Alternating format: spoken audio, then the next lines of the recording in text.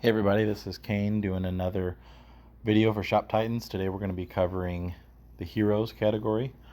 First thing I want to do is I want to go look at your current hero options.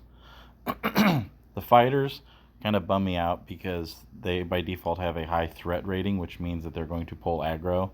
But nothing really plays into this too well. In the early steps they do with Barbarian has the highest threat rating. I think it's like 110 or 115, which means it's going to pull the most aggro. The rest of them by default have 90, I believe.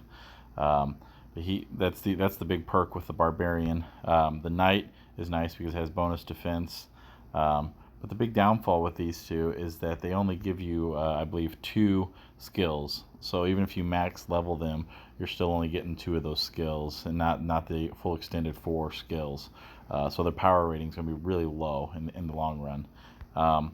Rangers, I was kind of excited about, but not really. They just don't really pull their weight. Samurais kind of don't make sense. The first attack's always a critical hit, but they're just not going to do that much damage. They're not meant to do damage. So no matter how well you spec them, in my opinion, they're just not that first crit and then what? Then that's it. So it's kind of pointless. I do like the Berserkers. They have potential, but I have one, and I just don't see that their power is going to be all that great either. I do like that as they take more damage, which they're supposed to, they get stronger. That's kind of great.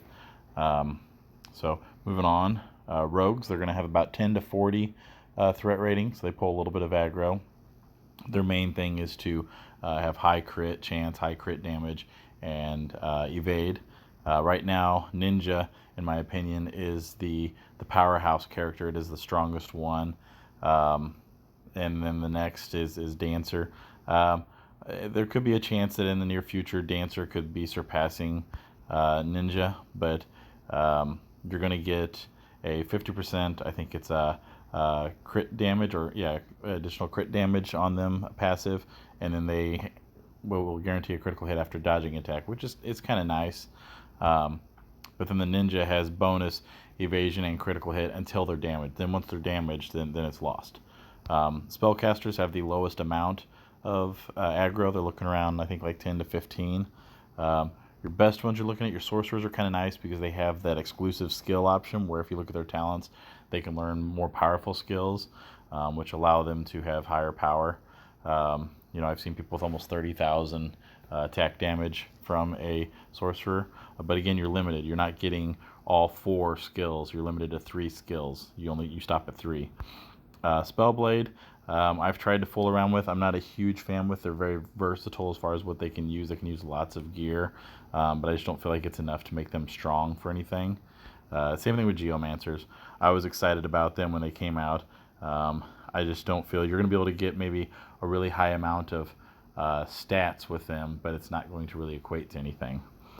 So going back here, I also want to point out, if you're not sure, if you want to look at, you come in and look at your leaderboards.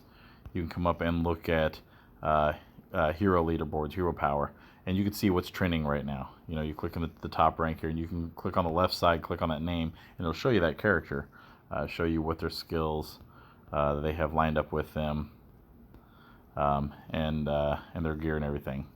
So one thing you want to look at is this gear here, is that they're not all in tier 8. You can see that these here, the T6 is going to give you a high attack. T7 again is going to give you attack. This is crucial here. This 5% evasion. That's amazing for these thief class.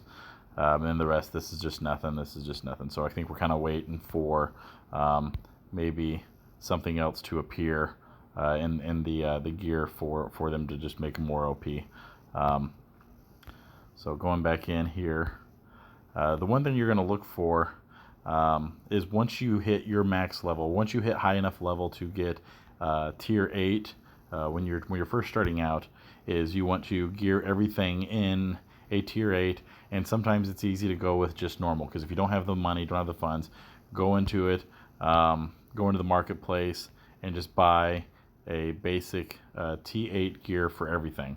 Then what you do next is to get an element and a spirit skill, something else in there. And in a lot of cases, Viper is very powerful, giving you that extra critical hit damage that kind of gives you most of your highest power, mainly for the rogues. So that's the first step. And then once you have them that kind of basic gear, then you can work from that. But that's kind of like where you want to start at. Let's see here. This is my currently my highest right here. So now if you're going to your skills, you see how I have 4 options here. I got the first, that one, and then at 35 I'm going to lock a new one. Excuse me. Now there's a couple ways you can do this. If you have a hard time getting gems, which you can get gems in the market through selling, high-end legendary stuff or certain key items, you can get gems for if you know what you're doing, and you can use those gems to re-roll these skills. If you're not good at that, the next step is once you get 3 or 4 of your talents, your skills added in here, if they're no good, then you kind of go in and trash the character, retire them, and create a new one. Darn it, keeps doing that. Come on. Move out of the way. And that kind of sucks, but it can work too. If you do re-roll, I generally like to re-roll 3 at a time if I can. And then what I do is I go into my inventory here, and I have, sorry, go into my inventory here and let's see if I can go to, I have legendary items. I try to get 1 of each kind. I try to lock them in. I got 6 squire swords, which I'll probably get rid of some of those, but I normally try to have 1 of each one, so that way if I do re-roll new heroes, that I can gear them out with all legendary equipment, and it allows me to fight with them and level them up faster because they can do stronger battles because their power is higher. Also, if you do 3 at a time, whenever they level, they're able to go into a quest again, so you can send them right back out. So you always want to try to put them into a quest where they can level. And then that makes it easier. That helps you grind them up a lot faster. You can use the XP boosters if you want. It's not necessary, but that'll get you up there quicker.